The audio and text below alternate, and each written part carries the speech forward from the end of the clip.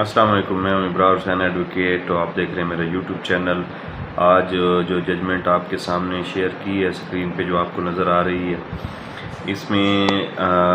Lahore high court نے یہ قرار دیا ہے کہ جو ایسی لڑکی ہے اگر کوئی جس کو طلاق ہو گئی ہے اور وہ اپنے والد کے خلاف خرچہ نفقہ کا دعویٰ دائر کرتی ہے تو کیا اسے خرچہ ملے گا یا نہیں ملے گا، کیونکہ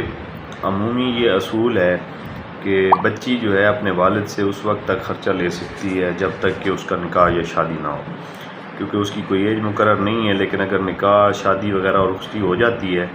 تو پھر والد اسے خرچہ دینے کا شرعاً پابند نہیں رہتا۔ لیکن سوال ہائی کورٹ کے سامنے اب یہ تھا کہ کیا طلاق یافتہ جو بچی ہے، کیا وہ جو ہے خرچہ نفقہ کی حقدار ہو سکتی ہے یا نہیں ہو سکتی، کیونکہ اس سے خاوند سے تو طلاق ہو گئی ہے،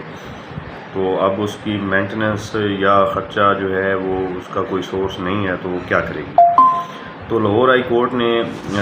PLD 2012 لاہور 154 پیج اس ججمنٹ میں یہ قرار دیا ہے کہ اگر کوئی لڑکی طلاق یافتہ ہے تو اس کا اگر کوئی سورس آف انکم نہیں ہے اور وہ جو ہے اپنے والد کے خلاف خرچہ نفقہ کا دعویٰ دائر کر کے اپنے والد سے خرچہ وصول کر سکتی ہے۔